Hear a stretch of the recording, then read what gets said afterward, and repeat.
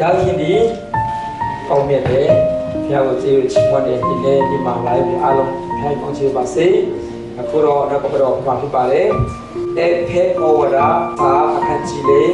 အခန်းငယ်26ကနေ30အထိမှာဖြစ်ပါတယ်26အမြတ်ချွေရာတွင်အပိမရှိစေနဲ့အမြတ်မပီပဲနေမဝေစေနဲ့မာနကိုအခွင့်အပေးကြနဲ့ခုတော်သူတို့ဒီနှုတ်တဖက်မခုပဲဆင်းရဲတော်သူတို့အားပေကံဝေငှရန်တစ်ချက်ချင်းကမိမိလေးနဲ့ကောင်းသောအလုပ်ကိုလှုပ်ဆောင်အားထုတ်တဲ့ညင်ညိုသောစကားတစ်ခုကိုများဒီတော့နှုတ်ချက်ကမချွတ်စေနဲ့ကြားနာသောသူတို့၏အကျိုးကိုပြုစေခြင်းကတိဆောက်စေရဘို့ကောင်းသောစကားကိုသာတောင်းဆောင်ကြတော့ရွေးနှုတ်ခြင်းနဲ့ရဲ့တိုင်အောင်ဒီတို့ကိုသစိတ်ခတ်တော်မူသောဘုရားသခင်၏တန်ရှိသောဝတ်ဤတော်ကိုစေမနာစေကြမြဲခတိတော်စေသူခြင်းစိတ်ဆူခြင်းအမြင့်ထွေခြင်းအော်ဟဲ့ငုတ်ငတ်ချင်းသူ့အတကြီးပြည့်အောင်ပြောဆိုခြင်းတို့ကို၎င်းခတိတော်မနာလူချင်းတို့ကို၎င်းဒီတော့မှဖေရှားကြတော့အချင်းချင်းကျေးဇူးပြုခြင်းတနာဆောင်နေခြင်းဖရာသခင်ဒီခရစ်တော်ကြောင့်ဒီတော့ဤအပြစ်ကိုခွင့်လွှတ်တော်မူတဲ့တော့အချင်းချင်းအပြစ်လွတ်ချင်းချကြတော့အလုံးမြတ်ကိုချေပါစေဒီနေ့ကျွန်တော်ခေါင်းတစ်ချီတဲ့ခေါင်းစီကတော့ကျေးဇူးပြုခြင်းပါတယ်တခြားလေးပြောမယ်ဆိုတော့ကျေးဇူးပြုပါ be kind တော့မဟုတ် kindness လို့ခေါ်ပါတယ်ဒါပေမဲ့အဲ့ဒီကျေးဇူးပြုခြင်းကိုကျွန်တော်ဟာကကျေးဇူးဆောင်ဖွဲ့ဆိုတော့ဇန်ဖာနာလို့တောင်းတယ်ဒီပါဒါအင်္ဂလိပ်မှာတော့ kindness တောင်းတယ်အပမစကားလေးဆိုတော့ကျေးဇူးပြုခြင်းပေါ့နော်အခုဖတ်တဲ့ episode ခန်းကြီးလေး30ဒီမှာကြည့်မယ်ဆိုတော့အချင်းချင်းကျေးဇူးပြုခြင်းတဲ့နော်အချင်းချင်းကျေးဇူးပြုခြင်းတဲ့အခုဒီနေ့ကျွန်တော်ဟောမယ်ရာဒီကတော့ကျေးဇူးပြုခြင်းကိုကျွန်တော်focus မှာဖြစ်ပါတယ်အခုလည်းဖတ်တဲ့ episode ကြီးတွေကတော့ post ဘောကရှိတာဖြစ်ပါတယ်အဲဒီ60နဲ့60နဲ့ကြားမှာရှိတာဖြစ်ပါတယ်ဘသူလက်စီမှာရှိတဲ့ဆိုတော့ efficient မှာ episode မှာရှိတဲ့ creative စီမှာသူရှိရဖြစ်ပါတယ် what is kindness ကျေးဇူးပြုခြင်းဆိုတာပါကျွန်တော်ပမာနဲ့ကျေးဇူးပြုခြင်းတဲ့အင်္ဂလိပ်နဲ့ kindness တဲ့ဒါပေမဲ့ဟာခါတဲ့ဇန်ဖာနာစီအဒီပေကကွာတယ်လို့ပဲအင်္ဂလိပ်မှာ kindness သူကကျွန်တော်အပေါ်မှာအရန်ကောင်းတယ်ဆိုတာလေတော့ကိုစနာက kindness ဆိုတဲ့ပေကတော့လေလူတယောက်ကနင့်ကိုလည်းမသိဘူးဥမာပြောမရှင်တော့နင်က shopping mall မှာသွားတယ်ဒါပေမဲ့လေနင့်ကိုတကားကြိုက်ပေးတယ်လို့ပြောနေသွားပြီးမှအကြာရှိကြရင်ပြီးမှဥမာပြောမရှင်တော့စနူးလေးချတယ်လေလေးတိတ်တယ်အဲ့ဒီကျမှနင့်ကိုလေတကားခွဲလို့ကြိုင်ပြီးမှသူကလို့ထွေးတဲ့ကိုသူလိုပေးလိုက်တာသူလဲလိုက်တာတကယ်ရှင်တော့အဲ့ဒီလိုကနင့်ကိုမသိဘူးအဲ့ဒါမှအင်္ဂလိပ်လိုအဲ့ဒါကိုသူကhe is or she is very kind but not to me ဘယ်ရှင်ကသူမကကျမအပေါ်မှာကျွန်တော်အရန်ကောင်းတယ်ပေါ့နော်အဲ့ဒါကိုခိုင်းနေဆိုတာလေနော်တင်ကသူ့ကိုပြန်ဆက်လို့မရတော့ဘူးဆိုရှင်မှာပြန်ဆက်ဖို့တူမမျိုးရှိမရှိဘူးဆက်ရင်ဆက်နိုင်မယ်ဒါပေမဲ့ဘယ်ရှင်ကစတာဘာမှာနေဝင်ကြတယ်ဝင်ပြီးမှသူတပတ်ကတကားကိုသူတပတ်တကားဖူးပေးလိုက်တယ်ဒါပေမဲ့နေကဖူးပေးတာကအဲ့ဒီလူကကျွန်တော်ကိုပြင်ဖူးပေးမဆက်ပြီးမှလောက်တာမဟုတ်ဘာဖြစ်လို့လဲဆိုတော့တင်ကအဲ့ဒီလူကိုမကောင်းလို့သူကတည့်ရဲ့ကျင်နာမှုတည့်ရဲ့ကောင်းတဲ့ရာကိုပြတ်တာဖြစ်ပါတယ်အဲ့ဒီလူကပြင်သွက်ချပါသေးတယ်အဲ့ဒါကို kindness လို့ခေါ်တယ်အတနာရဆိုတာဇန်ဖာနာဆိုတော့ပမာဏဆိုတနာတာပေါ့ဒါပေမဲ့အဲ့ဒီကျေးဇူးပြုခြင်းဆိုတဲ့ရာကတော့အယံကိုနော်ယူကောင်းတာမဟုတ်တော့ဘူးနော်အယံကိုဘာမှသူ့စီကားနဲ့ဘာမှပြောလို့ချင်းမရှိဘူးနဲ့သူကကောင်းတဲ့ရာကိုအဲ့ဒါကျေးဇူးပြုခြင်းလို့ခေါ်တာဖြစ်ပါတယ်ဟာလေလုယာ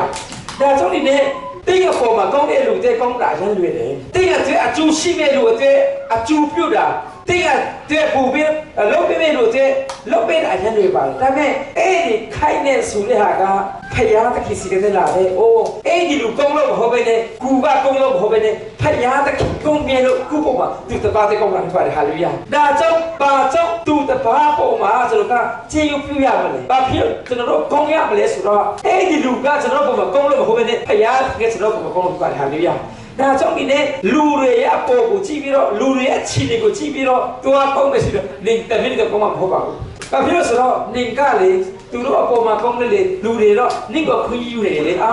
သူကတော့စတော့ဒီကောင်းပါလေကျွန်တော်သူ့ကိုဘယ်လိုပဲလို့သူကဆက်ဆွမဟုတ်ပါဘူးဆက်ဆွတမကောင်းပါပဲစမအခွင့်ယူနေရှိတယ်အဲ့လိုဆိုတော့တင်းရဲ့ကောင်းတဲ့ချိန်ကအဆုံးရှိနေတယ်ဒါပေမဲ့ ဖယားသခင်ကကျွန်တော်တို့ကိုပြည့်စုံတဲ့ရာကတော့ပါလေကျွန်တော်တို့ကသူတပါအပေါ်မှာဘာဖြစ်လို့ကျေးဇူးပြုရမလဲဘာဖြစ်လို့ကောင်းရမလဲဆိုတော့ဖယားသခင်ကောင်းတယ်လို့ပါတယ်ဟာလေလုယာ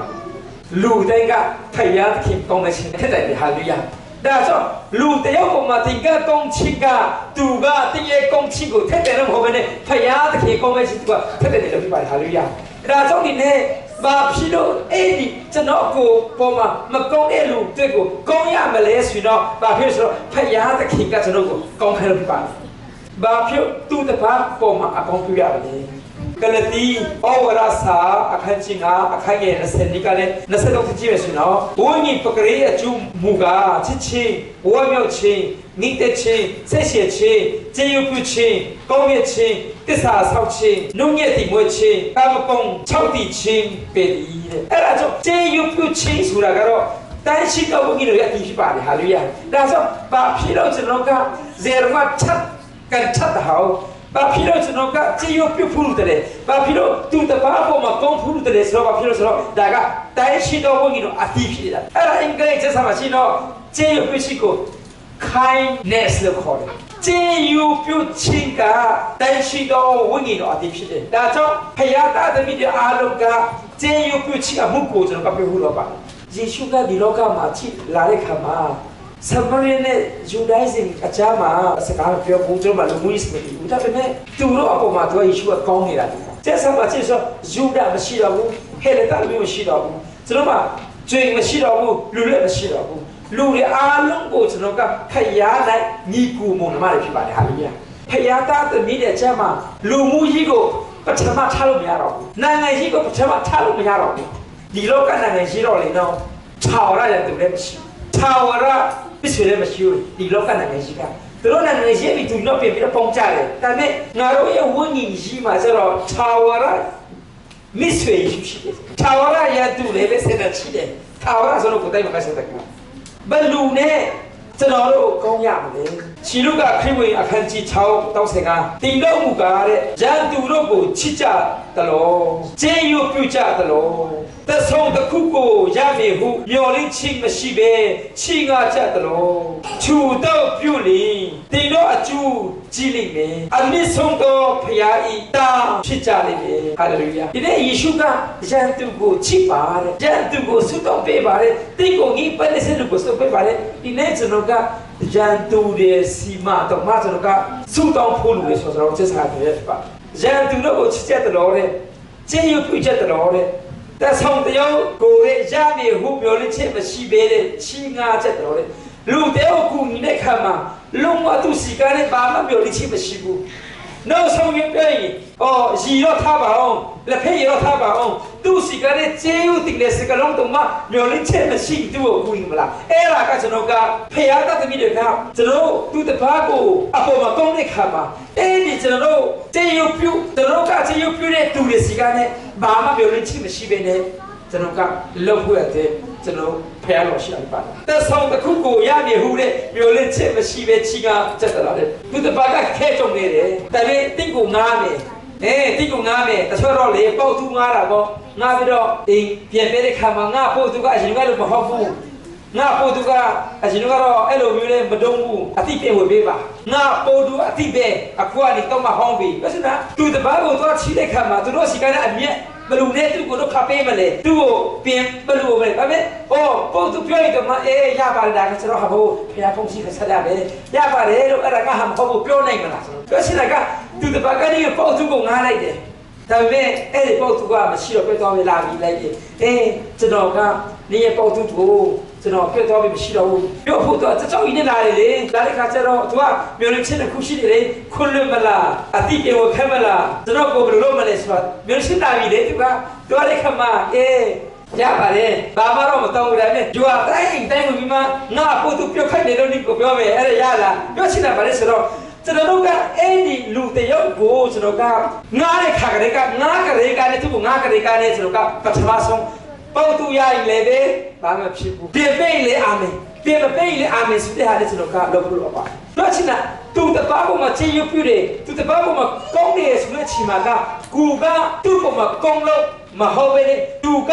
တော့မကုန်းလို့ဟုတ်ပဲဖယားသခင်ကောင်းမြတ်ချစ်ကိုကြည်လို့သူတပောက်ကောင်းလာဖြစ်ပါတယ်ကိုရဲ့အချစ်တွေကိုကြည်ပြီးတော့မဟုတ်ကောင်းကင်ကိုကြည်ပြီးတော့အော်ဖယားကျွန်တော်တို့ကောင်းမြတ်ပါတယ်ကျွန်တော်မှကိုသူဖယားကပေးတယ်အခုဒီလူတယောက်ကိုကျွန်တော်ငားလိုက်တယ်သူပြုတ်ခိုင်းလေကျွန်တော်တော့ထက်ဖယားဒီပေးမယ်ဆိုပြီးမှကျွန်တော်ကပြောရင်းချစ်ကျွန်တော်ကအော်တကယ်ချင်းရပါတယ်အဲ့ဒါကကျွန်တော်ပုံသူမဟုတ်ပါဘူးဒါကဖယားဒီကုန်းချပေးတာလေကျွန်တော်မဟုတ်တော့အဲ့ဒါဘာမှစိတ်မထက်ပါနဲ့ကျွန်တော်မဟုတ်ဘူးလို့ဆိုပြောရင်းမလားကျွန်တော်သူတပောက်ကိုမကောင်းတဲ့အရာလို့တဲ့ခါမှာဘာမှမျိုးရင်းချင်းမရှိပဲလေကျွန်တော်ကလောက်ခဲ့တဲ့ဖယားလို့ရှိရပြီပါတယ်ရန်သူတွေကိုမုန်းဖို့မဟုတ်ဘူးရန်သူတွေကိုကျွန်တော်ကချစ်ဖို့ဖြစ်တယ်ရန်သူတွေကိုကျွန်တော်က stop လုပ်ဖြစ်ပါတယ်ကလဒီဩဝါဒသာအခန်း6အခန်းရဲ့ခုကိုကျွန်တော်ချီအောင်ငါတို့ဒီအာမလျှော့စိတ်မပြည့်ပဲကောင်းသောအကျင့်ကိုကျင့်ကြကုန်အောင်ထူသောဒီချီရဲ့ကျင့်နေအချင်းတန်သောကာလ၌အဒီအနိုင်ကိုကြေရကြလိမ့်မည်ကောင်းတဲ့အလုပ်လုပ်ဖို့တည်းတဲ့စိတ်မပြည့်ပါနဲ့အာမလျှော့ပါနဲ့လို့ဟာလေလုယာဒီနေ့အိုးငါကကျွန်တော်သူများပေါ်မှာအကုန်ဘယ်တော့မှမလုပ်ရဘူးဆိုတဲ့အရာကိုကျွန်တော်ကအာလျှော့တော့မယ်ဆိုကြတဲ့ကလေးပြားမချင်စိတ်ပြေတော့မယ်ဆိုလည်းပြားမချင်ဘူးခရမ်းတဲ့တော့ကောင်းသောအကျင့်ကိုကျင့်ကြကုန်အားတဲ့ကောင်းတဲ့အကျင့်ကိုကျင့်ဖို့ရတဲ့ဒီနေ့ကျွန်တော်ကအာမလျှော့ပါနဲ့စိတ်ဖြစ်ပါနဲ့ကိုပဲကြည့်အောင်ကျွန်တော်ကဘယ်နေရာမှာကျွန်တော်ကကြည့်ပြတယ်ဘယ်နေရာမှာကြည့်ဖို့ပြတယ်ကျွန်တော်ကြည့်အောင်အကောင်းကိုလှုပ်တဲ့ခါမှာဘသူမှမလုပ်ချင်တော့တဲ့ခါမှာစိတ်အာမလျှော့ပဲနဲ့စိတ်လေးပြပြနဲ့စိတ်တော့ဖို့ဆိုတာကတော့တော့ဖြစ်လိုက်ပါလေလူတွေကအားလုံးတဘောတူပြီးလို့ဒီခါမှာအရင်လွေတယ်နော်အခေမှာတိဘောဆောင်တဲ့ခါမှာလူတွေကဒီချီမာမှုဘလူကြောမလဲသူ့ကိုအများကြီးသူ့ကိုတိုက်ခိုက်တဲ့အကြမ်းဖက်ကအဲ့ဒီတိဘောကိုဆောင်းတဲ့ခါမှာကအာမလျှော့ပဲနဲ့စိတ်မပြပြနဲ့သူကကောင်းတဲ့အကျင့်ကိုအရာကခက်တဲ့ရာကိုသူစိတ်လေးလုံးသွားပြပါလေဒါကြောင့်ဒီနေ့ဖယားသခင်ကပေးတဲ့အရာတွေကိုကောင်းတဲ့အရာကိုဆက်လို့ဖို့အရာတွေကိုဘုရားကျွန်တော်ကလုပ်တဲ့ခါမှာစိတ်မပြည့်တဲ့အာမလျှော့ပဲနဲ့ဆက်လို့ဖို့ကျွန်တော်ထုတ်ပြမှုတော့ပါကိုအမေရောကျွန်တော်အဲ့တော့ကအဲ့ဒါအဆောင်ပေးတာကျွန်တော်ကမားခဲ့တယ်ဆိုတော့ကိုကိုစဉ်းစားကြည့်ပါဦးအကောင်အဆောင်မပေးပေးနဲ့ကျွန်တော်ကအရှိကိုတော့ဟုတ်တဲ့ဖယားတော်ရှိတယ်ပါတယ်တကယ်ချင်းကနာပြောတယ်ကျွန်တော်ကျောင်းနေပြက်ကဆရာကျွန်တော်ကအဲ့တော့ကကျောင်းမတည့်ရချွေလာဆိုတော့အရန်တော့တရားလေတော့ပြောချင်တာဆိုတော့ကူမအကောင်သူမအစင်ပီတဲ့တာနဲ့တဲ့နိုင်တဲ့တာနဲ့ကြောင်းတဲ့ဖို့ကိုသူကကောင်းတဲ့အလုပ်ကိုသူကဆွတ်လိုက်ကူကကောင်းတဲ့အလုပ်ကိုလုပ်တဲ့ခါမှာသူကဆက်အားမလျှော့ဘူးကျွန်တော်ကစိတ်မပြတ်ဘူးတဲ့လို့ကလာပြပါယုံကြည်သူတွေကအကောင်လုပ်တဲ့ခါမှာနော်တိုက်ခိုက်မှုတွေကလာလိမ့်မှာပြပါတယ်ဒါကြောင့်ဒီနေ့တိုက်ခိုက်ချလာတဲ့ခါမှာအိုးကျွန်တော်ကတိုက်ခိုက်ချင်းလာတဲ့ခါမှာလေနော်ကိုကလေးချက်မဟုတ်ဘူးကိုကတိုက်ခတ်ပူလာတဲ့ခါမှာကိုကယုံကြည်ချင်းကပို့ပြီးတော့ကြည့်ဖို့လို့ဖြစ်ပါတယ်ဟာလေလုယာအကောင်လုပ်တဲ့ခါမှာနော်အကောင်မလုပ်နိုင်အောင်ပေါ့နော်အသားစီပေးတယ်ဒါပေမဲ့အဲ့ဒါအကောင်ကိုရအောင်လုပ်ဖို့တဲ့ကျွန်တော်မှပြီးရှိဖို့လို့ပါတယ်မြန်မာပြည်မှာရှင်ကလုပ်တဲ့အတော်နေတဲ့စစတမိုင်းကိုကြည့်မယ်ရှင်တော့ကျွန်တော်လေတန်ပြေးကြီးလေးကြားတယ်ကျွန်တော်ကဆေးလေးပေါ့နော်တော်ပေါ့နော်အထဲမှာတော့မီးလူပြသူမြန်မာပြည်မှာမရှင်တော့တဲ့ခါမှာဒုက္ခကြုံတဲ့အရာကိုကြည့်မယ်ဆိုရင်တော့လူအနေနဲ့လုံးဝသူမတွေ့ရစရာပဲဒါပေမဲ့ဖယားသခင်ကသူခိုင်းတဲ့အလုပ်ကိုသူရအောင်သူကအတင်းနဲ့ပြောတာဖယားရဲ့အမှုတော်ဆောင်တဲ့ခါမှာဖယားကယူပါရပေးလာတဲ့ခါမှာလုပ်တဲ့အလုပ်ကိုကျွန်တော်ကဖယားဖြစ်ပေးတဲ့ရာကိုကျွန်တော်အာမလျှော့ပဲနဲ့စိတ်မပြည့်ပဲကျွန်တော်ကောင်းတဲ့အလုပ်ကိုဆက်တော့လုပ်ပါတယ်ဒီနေ့ကိုအမျိုးသားပုံမှာကိုရဲ့အမျိုးသမီးပုံမှာကိုသားသမီးတွေပုံမှာကိုရဲ့အတိတ်တော်ပုံမှာကိုရဲ့ပေါင်းချစ်ပုံမှာကျွန်တော်အသက်နဲ့ဆိုအကောင်လုပ်ဘူးဆိုပါကျွန်တော်အကောင်မလုပ်နိုင်တော့အဆူတော့မတော်ဘူးမဟုတ်ပါနဲ့ဘာဖြစ်လို့ဆိုတော့ဖယားခင်ကစိတ်မပြည့်ပါနဲ့တဲ့နော်အားမချော့ပါနဲ့တဲ့ဒါစိတ်မပြည့်ပါနဲ့ပြောချင်တာဘယ်လိုနဲ့ခြေရုပ်ပြမလဲဆိုတော့နော်အကောင်လုပ်တဲ့အပိုင်းမှာအားမချော့နဲ့စိတ်မပြည့်နဲ့စိတ်ပြည့်ချင်လာမှာပဲလေဒီလောကမှာကစိတ်ခေါ်မှုကကောင်းကြီးကကြီးတယ်လေစိတ်ခေါ်မှုကကြီးတယ်ပဲမူကျူမှာဖြည့်တဲ့စာပေပွဲနဲ့အဲ့ဒီမူလတိတ်မှာဖြည့်တဲ့စာပေပွဲမတူဘူးမူလတိတ်မှာဖြည့်တဲ့စာပေပွဲနဲ့အလေတိတ်မှာဖြည့်တဲ့စာပေပွဲမတူတော့မတူဘူးအလေတိတ်မှာဖြည့်တဲ့စာပေပွဲကအထက်တိတ်နဲ့မတူတော့ဘူးအထက်တိတ်မှာဖြည့်တဲ့စာပေပွဲနဲ့ University မှာဖြည့်တဲ့ဟာကမတူပြောချင်တာစာပေပွဲကအတိုင်းကကြီးတယ်လေစာပေပွဲကခက်တယ်လေပဲဒါတွေကကျွန်တော်တမီကအရန်သူက music ဘက်မှာသူကဆေးဝင်ထားပါတယ်တော့ဒီကတော့အဲ့ဒီခွေရတင်တဲ့ခါမှာအရန်အဆိုင်မဲ့တဲ့ခါကျတော့သူကအဆိုင်မဲ့ကိုကြည့်တဲ့ခါကျတော့သူကတော့ဟိုရတယ်တော်တော်လေးသူစားရှယ်တယ်မဲ့ကျွန်တော်အကြောင်းချူတဲ့ခါမှာလေသူရအောင်ကျွန်တော် မရအောင်သူစားပါလို့ကျွန်တော်တို့ကလည်းအဖေမေကအားပေးတယ်အဆိုင်ကလည်းများသူကလည်းအဆုံးပေးလို့လည်းမရဘူးအဆုံးပေးလို့လည်းမရဘူးနောက်ကလည်းကျွန်တော်တွေ့လို့ရှိမှလည်းဆိုတော့ဒီနေ့အစားမှာတော့၄တိုင်း၅တိုင်းလုံးကတော့အဲ့ဒီခွေရတွေကသူဒီခါတဲ့ဟာတွေကနော့တွေကလည်းလေးပဲဒါပေမဲ့သူကခွေရအစိတ်ကနေနေမိလေလေအဲ့ဒီမိလေလေကြီးတယ်လေတကယ်ချစ်ကသူက music မှာပဲသူကတော့ထားရတယ်ကျွန်တော်ကလည်းဘယ်ချေလာတင်ကြတဲ့ဘယ်ချတင်ပြီးမှမာစာတင်ကြတဲ့မာစာတင်ပြီးမှတော့ကျွန်တော်တော့ချတင်ပြီးမှအဲ့ဒါ music နဲ့ကျွန်တော်ပါတယ်ကျွန်တော်က music နဲ့တော့ထားရတာနဲ့အဲ့ဒီ music အကြောင်းကကျွန်တော်ကအကုန်လုံးပြောမယ်ရှင်တော့အကုန်လုံးဆိုတော့တရားမှာဆိုတော့40တော့မဆိုတော့နားလည်မှာဟုတ်ဘူးတို့ရှိတယ်ပါဆိုတော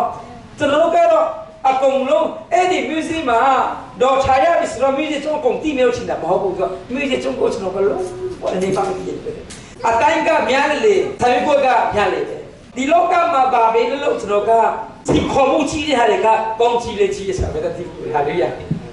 ကျွန်တော်တို့ကမကောင်းတဲ့လူတွေတဲ့ကောင်းတဲ့ဆွေတော့ဒါကလောကီလူတွေမလုပ်နိုင်တဲ့ခါကိုယ်ကမကောင်းတဲ့လူတွေပဲကောင်းတဲ့ဆွေတော့ဒါကလောကီတွေနဲ့အဲ့ဒါကောင်းကြီးကရနေတယ်တဲ့တင်ကိုယ်တိုင်ကဲတဲ့နော်တင်ကိုယ်တိုင်အယံကူတဲ့သူကတမတော့တင်ကိုမနာလို့ပြီးတော့တင်ကိုတတ်ဖို့တဲ့တင်ကိုလိုက်နေတယ်ဒါပေမဲ့အဲ့ဒီလူအပေါ်မှာဒေဒီကတော့တာဝန်ကြီးတယ်ဆိုတော့ဖယားတဲ့တဲ့လို့ဆိုတော့မချီဘူးဆိုတော့ဘာတပည့်အဲ့ဒီပါဆောပေါ်မှာတာဝန်ရှိတယ်ဒါပေမဲ့သူတဲ့ချီမှာလေဆောပေါ်မှာပြောငါ့ကိုတိုက်ခိုက်တဲ့လူငါ့ကိုအရင်ရှာတဲ့လူဆောတဲ့ပြီဆိုမပြောဘဲနဲ့အဲ့ဒီဆောရဲ့တဲ့ချီမှာတော့ဒေဒီကသူဝဲတဲ့အကြောင်းကိုသူပြတ်တာကိုယ့်အပေါ်မှာကောင်းတဲ့လူပေါ်မှာပဲကောင်းတဲ့ဆိုတော့ဒါကကောင်းကြီးကရနေကိုယ်ပေါ်မှာအဆူဆောင်လူတွေကိုယ်ကိုတက်ဖူးလို့တဲ့လူတွေကိုယ်ကိုတိုက်ဖူးအများကြီးဘယ်ချီမှာလဲကြတယ်ဆိုမှအမေတိုက်ချီထောက်ဆွေးတဲ့လူတွေအပေါ်မှာကောင်းချီကဒါကကျွန်တော်ကကောင်းချီမင်္ဂလာအကြီးဆုံးထဲမှာတခုပြပါတယ်အကောင်းလို့ဖူးတဲ့ဘယ်တော့မှဆင်ပြပါတယ်ရှင်မတဲ့ခရီးဝခတ်ကြီးခွေဆယ်လေးမှာကြည့်မယ်ဆိုရင်တိန်တို့ဒီတဲ့ဘူနိုင်သူတပါပြုစေလူတမြအတိုင်းသူတပါနိုင်ပြုကြလို့ရှင်မတဲ့ခရီးဝခတ်ကြီးခုနှစ်ဆယ်လေးမှာကြည့်မယ်ဆိုရင်တော့တိန်တို့ဒီတဲ့ကူနိုင်သူတပါပြုစေလူတမြအတိုင်းတဲ့သူတပါနိုင်ပြုတော့တယ်အဲ့ဒါကကျေယုပိချစ်ဆိုတာပဲကျေယုပိချစ်ဆိုတာလေနော်သူတပါကကျွန်တော်အပေါ်မှာလှုပ်ဆက်ချစ်တိုင်းကျွန်တော်သူ့ပေါ်မှာလှုပ်တယ်အဲ့ဒီလူအပေါ်မှာကျွန်တော်ပြုတဲ့တိုင်းအဲ့ဒီလူကကျွန်တော်ပေါ်မှာပြုရင်ကြိုက်မလားဆိုတော့စကားပြောကျွန်တော်အရင်ချစ်တယ်ကိုကြတော့သူပြန်လာတဲ့ခါမှာလေခယူလေးမဆိုင်ဂျီနိုလေးမပေးဂျီလေးမပေးအေးဆေးပေးနေတယ်ဒါပေမဲ့ကိုကြတော့သူတို့ဒီမှာတော့ဒီခါမှာအဲ့ဒီဂျီနိုတွေတော့ပဲဖူးတဲ့ကျွန်တော်ကပြောလို့မရဘူးကျွန်တော်ယောဂနဲ့ကန်ကောက်ကိုသွားတဲ့ခါမှာကျွန်တော်ကရီစားတဲ့ခါမှာခရိယန်တွေအိမ်ကိုပဲကြည့်တာလေယောဂတဲ့ရှိနေစတော့ဝင်ပြီကျွန်တော်ကြည့်တော့လို့ရမလားအစီအမကျွန်တော်အဲ့ဒါရှိကူလာပဲဖះတင်ကောင်းကြည့်ပေးတော့တဲ့ကမကြီးဆောက်တဲ့ခါမှာကျွန်တော်စတုံးထားတယ်ကျွန်တော်အိမ်မှာလေယောဂတဲ့ထားမယ်ကြီးပဲထားမယ်ဆိုမှကျွန်တော်အိမ်တကားကနှစ်ခုလောက်ထားတယ်အိမ်တကားအချစ်ကြီးအဝင်ဒီမှာတစ်ခုဒီမှာတစ်ခုအိမ်တကားအချစ်ကြီးမှာတိုင်နဲ့ကျွန်တော်ကထင်းနေလောက်ထားတယ်လေယောဂတဲ့ကျွန်တော်ထားတယ်လို့လေယောဂထားပြီးမှအဝင်မှာလေယေရှုနာမနဲ့ဝင်ကြပါစေလို့အချွတ်ပိုင်းမှာလည်းပဲကျွန်တော်အိမ်ကဒီကနဲ့အဝင်တစ်ခုရှိတယ်အချက်အဝင်မှာလည်းပဲကားနဲ့ထားတယ်အထွေမှလေကားနဲ့ထားတယ်အဲ့ခါကျတော့ကျွန်တော်တို့မယုံကြည်သူတွေတော့မှလေကျွန်တော်တို့ရဲ့ကားတကိုကြည့်တာနဲ့တခါကျတော့လူတယောက်ကဘတ်ထဲမှာအနေခိုင်တာပေါ့ခပတ်နေခိုင်ပြီးတော့သူကပတ်သက်မရှိတော့ဘူးအိမ်မလာပြီးမှလာပြီးတော့ကျွန်တော်အိမ်ကိုကြည့်တယ်လေကြည့်ခါကျတော့ခြံကြည့်တော့ခြံမှာကြီးပဲကားတယ်ရှိတယ်အဲ့ခါကျတော့ဝင်နေခါကျတော့ကျွန်တော်တို့ဒီမှာကားမသိမ့်မှာခပတ်နေခိုင်လို့ကျွန်တော်ပတ်သက်မရှိတော့ဘူးပြည့်ဖို့မရှိတော့ဘူးလေကျွန်တော်ကတို့လာချင်းမတော့တက်စီဟိုနဲ့လာတယ်လိုင်းကနေလာတယ်ကျွန်တော်ကတက်စီလေးပြကြပါဆိုမှကျွန်တော်အဲ့တော့ငါးတောင်းလာဒီငါးတောင်းတယ်နေရဆိုတော့ငါးတောင်းပေးလိုက်တယ်အဲ့ဒီလေဝကတိုင်ကိုကျွန်တော်ကအင်မာဝင်တဲ့လူကယေရှုနာမနဲ့ဝင်တယ်လို့ထွေးခါမှာယေရှုနဲ့ထွေးပတ်စတော့ကဖခင်ကောင်းလို့ပါဖိထားတယ်ဟာခါမှာရှေ့စဦးလေးကကျွန်တော်ဖုန်းတယ်သူအင်မာကအဲ့တဲ့အများဆုံးမှာပါတယ်သူကအဲ့တဲ့ကခါတော့တကြဲမှာတဲ့အိစားတဲ့ဆိုင်ကကျွန်တော်ကိုဆိုင်တော့ရောက်စမဆိုင်မှာကျွန်တော်သွားတယ်ကျွန်တော်ကိုဖွေးပေးတယ်ကျွန်တော်ကလည်းစိတ်စားတခုပဲရှိတယ်လေကျွန်တော်အဲ့တဲ့တွေမိုက်မှာဝါပဲနဲ့ကျွန်တော်အင်မာနေမှာပဲကျွန်တော်သွားသူတကားပေါ်မှာကျွန်တော်ကဘာကြောင့်ပေါင်းရမလဲဆိုတော့ကျွန်တော်ကဖယားသခင်ကယေရှုကကျွန်တော်တို့အတွက်အယံကောင်းမေးလို့ပြပါတယ်ညီကူတော်ကလည်းအပိလုံးနဲ့ခံပါတယ်ပထမဆုံးသူ့မှာပြောပေးပါတယ်သူမကြိုက်ရင်တဲ့တယောက်ခေါ်ပါတယ်ပြောပေးပါတယ် mà chạy đấy à tính đầu phiếu bà đấy à xin nhà công này nó lưu từ đâu ra đấy nó à tí bộ mà bị đâu nó tu cổ phiếu bà đâu nó tu cổ phiếu bà đấy đâu mới bị đâu sai nó ní này toa bị đấy tại vì mẹ tu cả mà phiếu mà chạy bu sùi nó đấy ai thì tết cổ phiếu bà đấy ai là mà chạy nó à tính đầu cổ phiếu bà đấy ai à tính đầu mà chạy bu sùi nó đấy cái nào thì nó tu cổ lỗ kỳ ta luôn tu cổ à khuyên câu luôn biết sai bà luôn rồi cha này thì yoga bọn nó tụi lâu đi đã xí đấy, ấy này tụi ye mình mà cả ấy là của tụi tí choa đấy, ấy này tụi mình mà cả tụi cho xin mà hay yo cha mà phía lâu này mà phía bên này tụi ta tự mi được về phía, tụi phía bên này lại tôi xin nó, ấy thì yo cha này ấy thì mình cái này cha mà cả chân sa ya xin nó cả mà không tại mẹ ấy thì mình cái này đó, ấy yo cha ye, ấy là mà không chứ, ấy yo cha cả không để nó, cho nó mai rồi, phía nó ai cả mình cái này thôi này thôi vì nó bây giờ tụi ta phá cả cho nó cũng mà bên lù lâu sẽ chìm về lẽ, suy ra cái gì xin sao đi vào về, tụi ta phá cũng mà lâu quá sẽ sao lâu chết sao cái này nó bị khai đấy nó, chỉ yêu biểu bà suy chìm mà nó, cụ cả tụi ta phá cũng mà chỉ yêu cho nó cũng mà biểu sẽ tụi mình ai alam cổ tụi mình sẽ nó tụi mình phá, cho nó đi để xuống để chìm vào, nên cả chỉ yêu bên lâu về, nên cả chỉ mà nó mà công này không bên lâu rồi đấy, nên mà lâu để học về lâu cũng mà về tụi ta. à do xe luôn nó bao nhiêu mình mà cả do xe của bao mình mà này mà ai bên ai luôn tôi đấy đó cái là bà cụ cả mà lâu để học lâu để lâu tôi xí mà về tại vì ai là cả anh đi cả thì nó cả cụ cả mình cái của anh chỉ là bà và thằng mà xong này cho lấy tiền đâu này bà sợ nó rồi mình ta xu mà cụ ấy ta tự mình để công lâu ya tin ta tự mình để công mà về đó mà xong về bà tin ta tự mình để chi mà nên ta tự mình để của ta rồi ta mình à xong chi nó có bắt đầu lên rồi nó có usang phu mà tin yêu cha ca mình về phi tin yêu cha của à xong chi nó có nó usang phu là phải tin mình mà của lệ phi nó có bắt đầu lên à xong chi nên mình mà sẽ biết như vậy sẽ phải nó bắt đầu lên sẽ bị biểu à mà sao rồi nó có chỉ của tôi phu rồi nó có đúng à à tin đâu mà nó cho nó có bên lục nhẹ chana cho nó có lục nhẹ chana cả cho nó bên lục tụi em này chỉ chana lục tụi em này cho nó có à phép ai này cho nó có hoa bự thà na tay cả bên lục này tin đâu thế công lục này bên lục này cho nó có phải ra thế công lục này rồi à mấy cái cho nó xin tham bự ấy đi à tin đâu thế à công mà lâu này các bạn bê róc khám à sụp được bạn à tin đâu thế à công mà lâu này các bạn sụp bê róc khám được bạn mình ta sụp thế à công mà bê róc khám à sụp được bạn mình ta xuống ở chế yêu mà biểu hiện tụi mà mình là nó biểu bạn đã trong cái này nó cả phơi xịt thế cú này thế công mà lâu này nhìn tụi mà nó cả xuống ở đó mà được cái gì vậy nó cái đấy để trong chúng ta xem mới được của nó cả hai anh ấy thế đâu đi ấy đi biểu cái khu này cái xem mà thì đi có biểu này tụi cả Jesus Christ mà mình về mẹ cho nó rồi cái ta này nó cái Jesus bỏ ông nhìn lúc tôi xem bảo là những cái bạn bé lệ là nó mình đi cho nó mình mà bị cái bảo là những cái cho nó mà yang công thì nó số là rồi mà họ những cái tụi nó cho nó gì cuối này mà mình cái đấy thì cũng nhìn đủ rồi cho nó cả tôi cũng là này làm mấy vì cho nó cũng làm mấy vì làm mấy vì đó chính là bảo là số lù để thế thì lù công để ha ta khu đi cả từ đó ye straight đi cũng từ đó ye phụ phụ mua đi cũng đó chính là dạng phi bản cho nó cũng lại số ra bảo cho nó lúc cả tu te pa phong ma che yêu phi phulu apa tu te pa ka công lượng mà hợp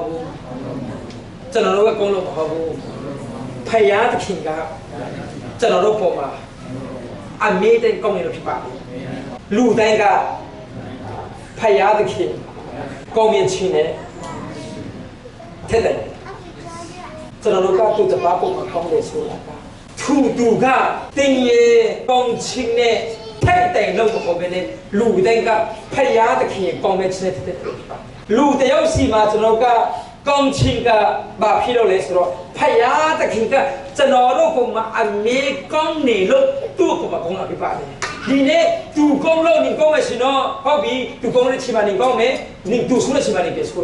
tại vì nega sinh pi lo công này nó nega sinh pi này khăm tu tập bao cũng mà công này sinh pi lo này khăm tu bao công mà không biết đâu đã cho nó đâu công trình chủ ra cái đó lù này ăn chín này cũng mà mù thì biết đấy phải giá thì khi xí cái này là đấy တိုင်းရှင်းတော့ဝိညာဉ်တွေစုကျေဖြစ်ပါတယ်ဒါတော့ကျေယုချင်းလို့ခေါ်တယ်ဒါကတော့သူတပါးအပေါ်မှာကောင်းမြတ်ခြင်းလို့ခေါ်တယ်ကျွန်တော်သူတပါးအပေါ်မှာကောင်းမြတ်ဖို့လို့အပါတယ်ဒီနေ့သူတပါးအပေါ်မှာအပြောအချင်းတော်လည်းကောင်းကျွန်တော်ပတ်စင်နေလေးနဲ့ကျွန်တော်အကောင်းပြုလို့ရတယ်လေအားဖြင့်လည်းအကောင်းကူလို့ရတယ်ချစ်ထုံးတယ်လည်းအကောင်းကူကျွန်တော်လုပ်ရတယ်ပါတယ်ဒီနေ့ဒီမှာရှိတဲ့လူတွေအားလုံးကျွန်တော်ရဲ့အတွေ့အတော်လည်းကောင်းမကောင်းတဲ့အောင်တဲ့ဖို့ဘုရားတော်ရှိလိုက်ပါတယ်ပတ်စင်ကလေးဒီနေ့ကျွန်တော်ကခိုင်ဝဒီမှာကျွန်တော်ဘီစကားကိုပြောနေတော့ဘီဆိုတာဘေကိုပေါ့နော်မကောင်းတဲ့စကားကိုပြောဖို့လိုပါတယ်ဒီနေ့နှလုံးသားထိကနေပေါ့နော်သူတပါးပြည့်ကျင်နာတယ်သူတပါးဘယ်လိုလဲကျွန်တော်တို့သူတို့ကိုပြိုလေးစနေတယ်ပေါ့အဲ့ဒီပြိုလေးပြတာသူ့ရဲ့ကိုကျွန်တော်ဘယ်လိုနဲ့ကျွန်တော်သူတို့ကိုထောက်မှမလဲဆိုတာကျွန်တော်အမေတက်ရှိဖို့